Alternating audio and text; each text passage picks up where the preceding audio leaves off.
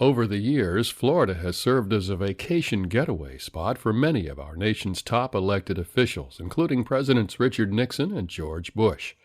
For the island community of Key West, however, there'll always be only one chief executive. In January 1993, I reported on the Little White House, the island retreat of President Harry S. Truman. President Truman and his family arrive at his favorite winter vacation spot, the naval base at Key West. With him is Mrs. Truman and daughter Margaret, fresh from a Washington concert triumph. They are to occupy the Little White House for 2 weeks in perfect privacy. Having left affairs of state behind, the president can well smile as another threatened coal strike is averted. After 19 difficult months in office, Harry Truman was ordered by his personal physician to take a vacation.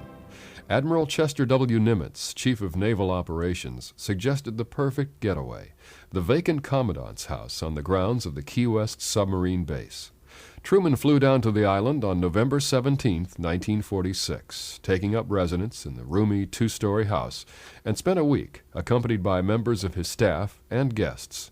It was to be the first of 11 visits over 6 years, totaling 175 days.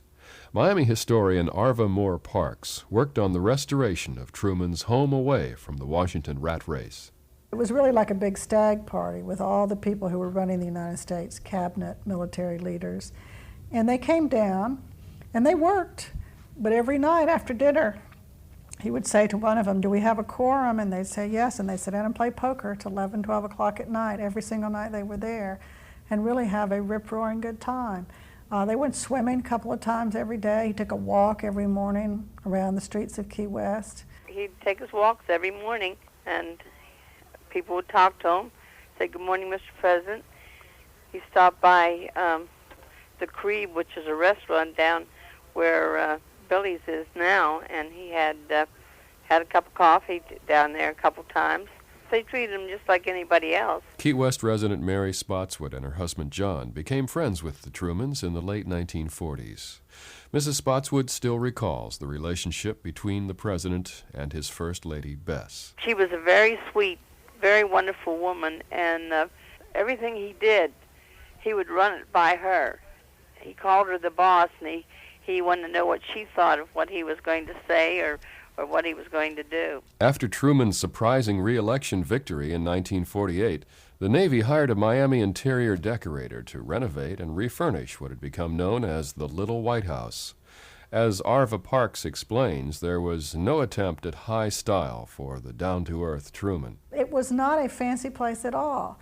Most of the furniture was bought off the floor or whatever. It was like Henry Don and kind of things you could go buy today.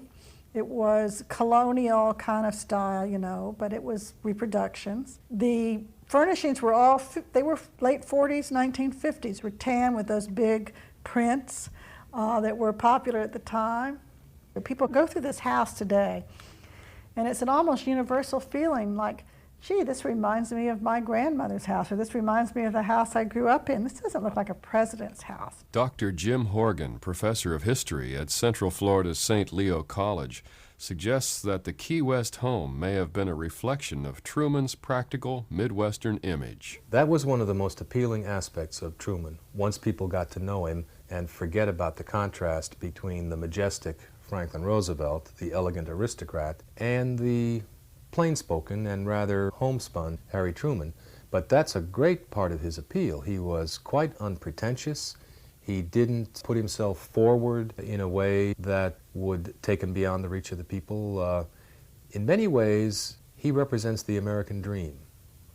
How an average American can reach what is thought to be the highest place in the land. He comes from humble roots. He's a farmer for a while in his youth. In the 20s, he goes into the clothing business, runs a clothing store. He's the only president in the 20th century who didn't have a college degree. His background is not the most distinguished for a potential president, but he really rose to the occasion. He grew in office, and I think left a very large positive legacy that we look back upon with fondness from our time. Vacation time to most of us means a period of complete relaxation, but the arrival of government mail and documents at the Little White House in Key West signals a daily interruption in the holiday program of the President of the United States. Affairs of state, domestic and foreign, put a heavy demand on the immediate attention of the chief executive. President Truman acts with dispatch to clear the constant flow of capital correspondence before resuming his well-deserved rest. As the newsreel suggests, the president did work hard even during his Florida vacations. Major foreign and domestic policy decisions were made at the Little White House. A typical photograph shows Truman sitting with representatives of the Joint Chiefs of Staff. Another pictures him giving a news conference, with everyone dressed in colorful tropical sport shirts.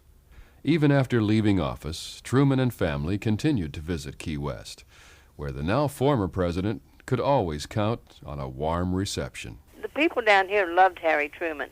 They would all be out in the streets when they heard he was coming. People didn't know where Key West was until he started coming down here. He put Key West on the map. I'm Bill Dudley. Funds for this report were provided by the Florida Humanities Council.